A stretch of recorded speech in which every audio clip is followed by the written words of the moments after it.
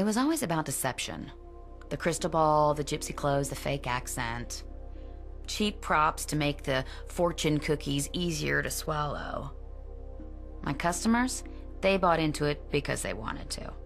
If there's no free will, if it's all about fate, life is a whole lot simpler. We can just say, hey, it was meant to be, and get on with it. That's the key to fortune telling. That's why people fall for it. We're all prisoners of our search for a higher meaning. It's all about mutual deception. I never believed I was telling people anything they didn't already know. Until now. I have waking dreams. Visions. I see auras. Auras! Yours, by the way, is bright enough to blind me. I see through the eyes of others. I can even see into the future, for real. The paths of fate, clear as day. It's almost like I've become who I've pretended to be all these years. Or maybe I'm just going crazy. I could be going crazy. I wouldn't blame myself if I was going, oh, great. Here we go again. I'm having another vision. They come and go like headaches. I can't really control them. Quick, before it passes.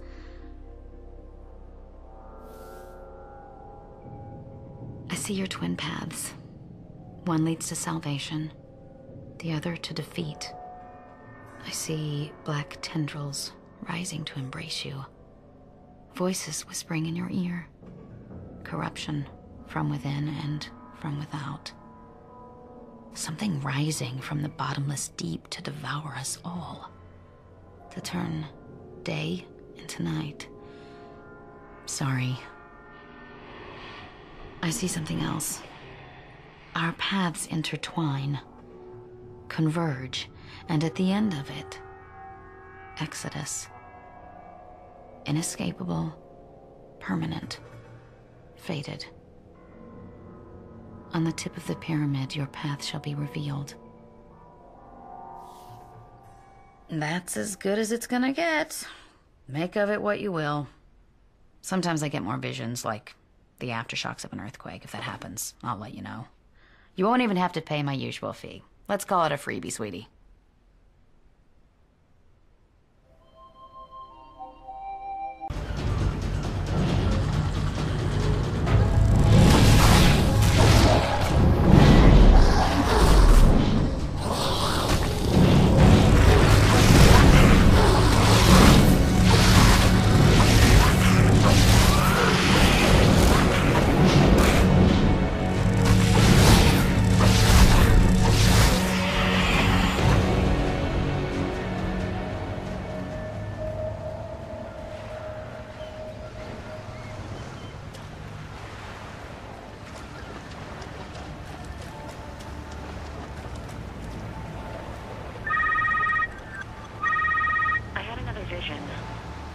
Shadows.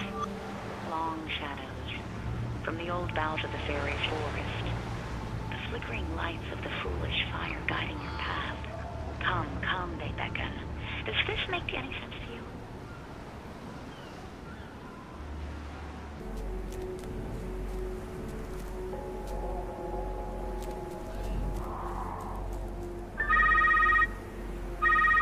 Guess what? More visions. This time there's bees.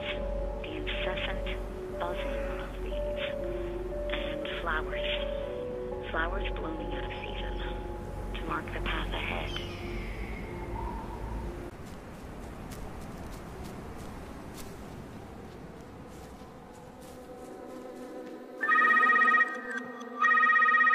They keep coming. The visions. It's exhausting. Now I see an angel, guarding hollowed ground, sword in hand to ward off evil and to guide the way.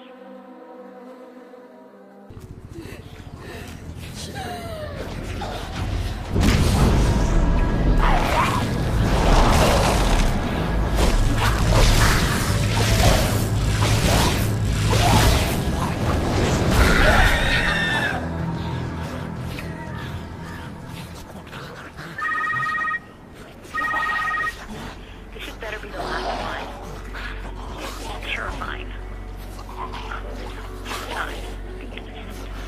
Stare at you. gallows. Wrestling games to the past. Yes, future.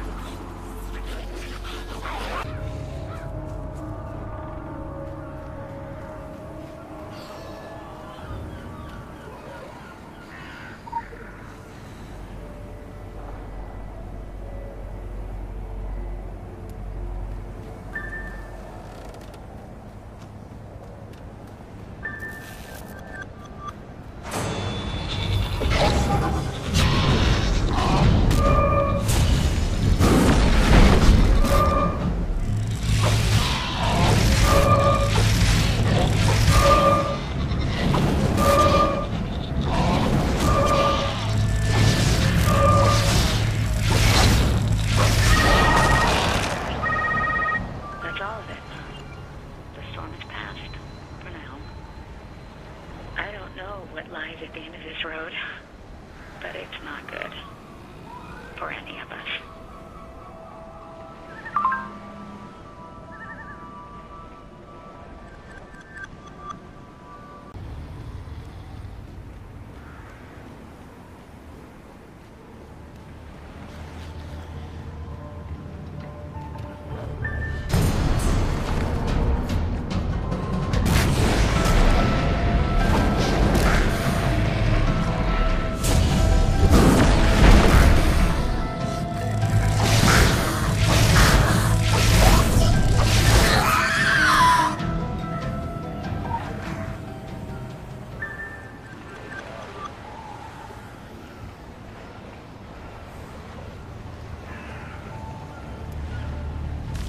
Well now, I'm not much fit for entertaining, but I reckon you ain't much in the mood for hospitality either, am I right? Oh, I'm not a big talker, eh? I'm used to that from a surly husband, and kids more comfortable with kicking a ball around than having a conversation with their ma. Name's Nama. Nama Creed. Raised a family up here. Before this dungeon thick fog came, took 'em is my story. Helen sent you over to check on me, I reckon. Now, your concern is wicked kind, but I don't need any pitying. I got my shotgun, I got what's left of my wits. I'll manage. Now, this hullabaloo began after the Lady Margaret came back. My husband Larry, the others, we all thought that they'd gone missing out there, but the sea took them. The day they came back, whole town could finally breathe again. But then came that fog. Like it was following them back to shore. 'Twas right, said they, such birds to slay, that bring the fog and mist. Don't ask me where I got that from. Probably heard it on Oprah. Never got to ask Larry about what happened in those weeks they were gone. Been around gift horses long enough not to look him in the mouth. He was back. Thought life would go on the way life goes on, one day at a time. When the fog lifts enough to see the Lady Margaret laid up in the harbor, covered in that red seaweed, I always wonder if he'd still be here if I had.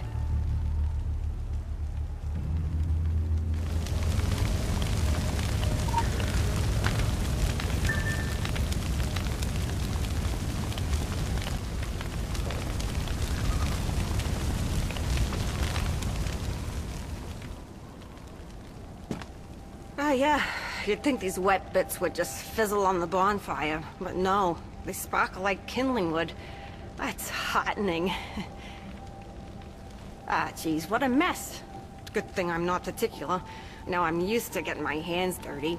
Fish guts, childbirth, sutures, the dead. Yeah, maybe I was born for this work. Ah, that don't sound right. Nobody's made for this ungodly work. Except maybe this old thing. So I kill and I chop and I burn, but there's more of them every day, and I feel like I'm pushing a very big stone up a very steep mountain, and it keeps rolling back down. What do you call that? Sisyphean? Or is that when you get a burning in your privates?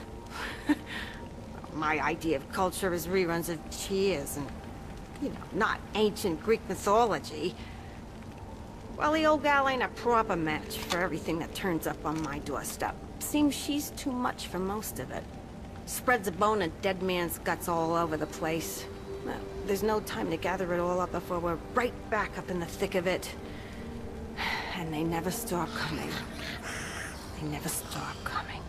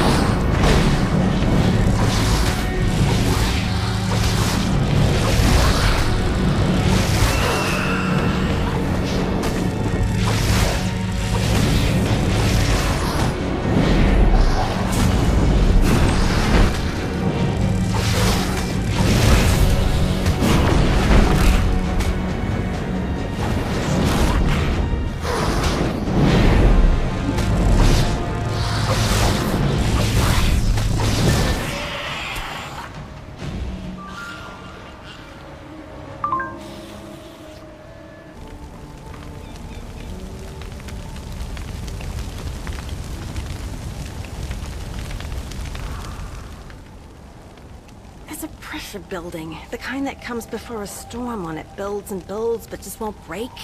Yeah, the Ravens, they feel it too. Last time I saw them like this, when the trees were more birds than branches, there were murders. Yeah, that was back in 2002, tail end of a long and wicked hot summer.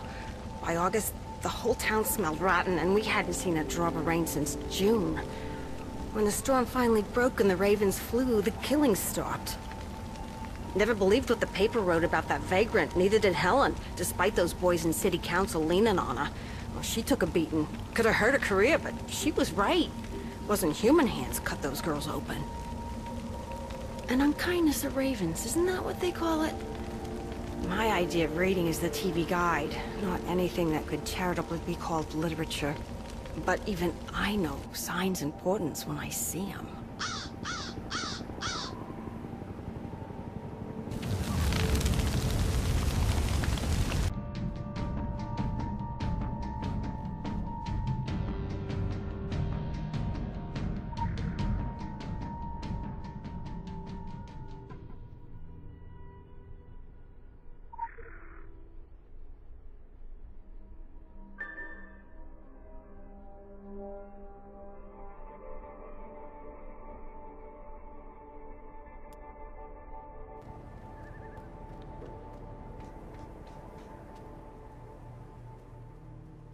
Yeah, that was a heck of an affair. No good for the town. No good for policing. Now I'm through with it, but you can have at the computer there if it'd scratch an itch. The Lady Margaret was a traumatic experience for everyone on board. They were changed men when they came back. I visited with all of them in the days following their return.